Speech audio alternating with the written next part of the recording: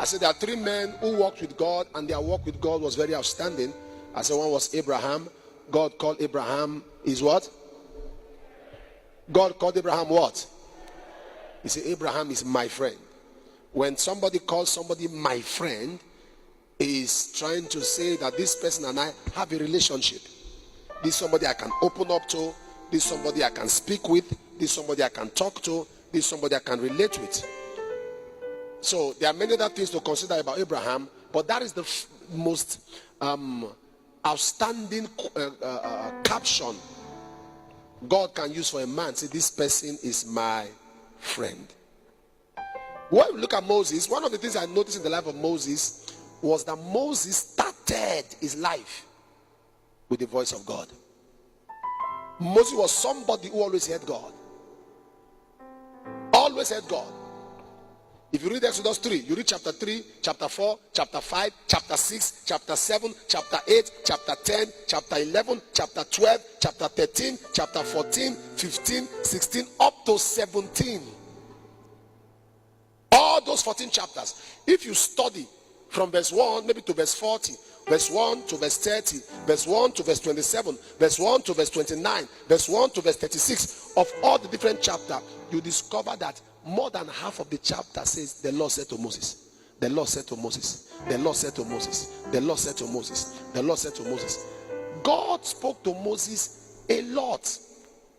If you read Exodus chapter 4 verse 15, he said, I will show you what thou shalt say. God was talking to Moses. Let me ask you a question. Do you see words? Do you see words? Words, what you say, do you see it? There's a level you talk and talk and talk and talk and talk, and it becomes picture. You start saying it. Why? Because you are saying it as you are hearing it from the Lord. In 1 Samuel chapter 3 verse 9, what made Samuel outstanding was the voice of God. Speak, Lord, for thy servant heareth. From the one. From the one. What made Paul outstanding?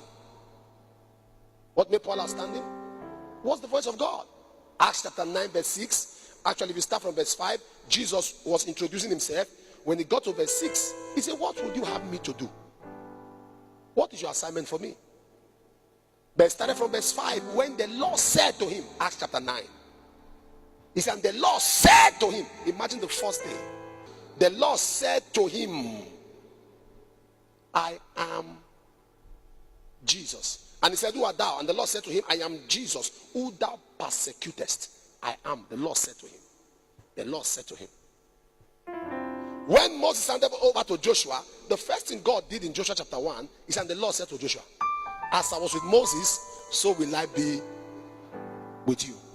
Verse 1. Now after the death of Moses, the servant of the Lord, it came to pass that the Lord spake unto Joshua, the son of Nun. When Moses died, God spake to Joshua. Now, you're going to see when, okay, let me show you something. Let me give you go to Judges. That's Joshua 1:1, right? Let me show you something now. I will leave you to make the experiment. Joshua 1:1. He said, now after the death of Moses, listen to this. The servant of the Lord, it came to pass that the Lord spake unto Joshua, the son of Nun, Moses' minister. Did you see that? Did you see that? After the death of Moses, the servant of the Lord, it came to pass, the Lord spake unto Joshua, the son of Nun, Moses' minister, saying. Did you see that? Judges 1 verse 1. Judges chapter 1 verse 1. Now after the death of Joshua, it came to pass, the children of Israel asked the Lord,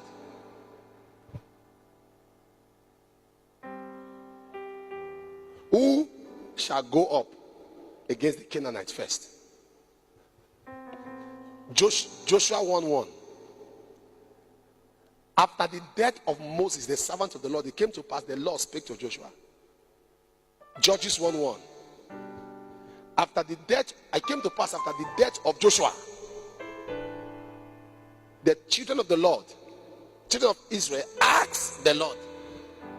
One heard from the Lord, one asked the Lord. Before Moses died, he impacted somebody. When Joshua died, he impacted nobody.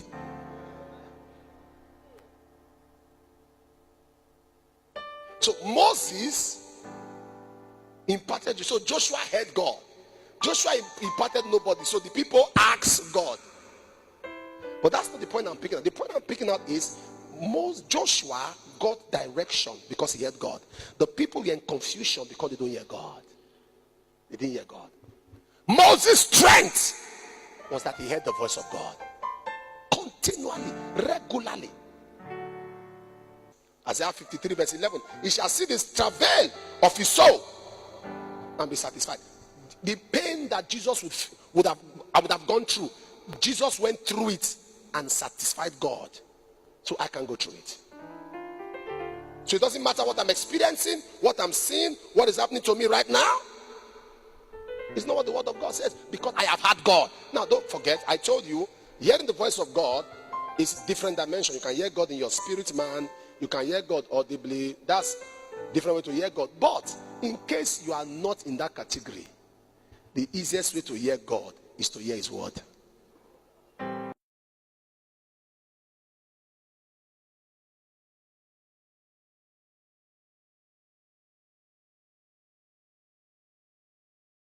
If you want to hear the voice of God, read the word of God. When you read God, very soon you will hear God.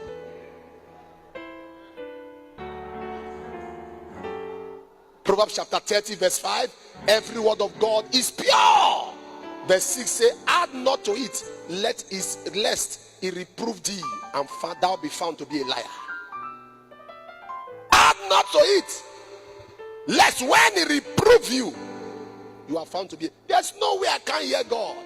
No way. Because I read God. Hear God. One of the biggest problems that we have is that people want to cut corners. You want to hear the voice of God? Addicted.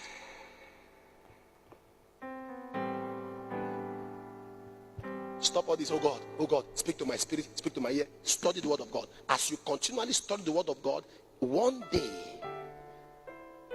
somebody say one day. When God will speak, it will be like a dream.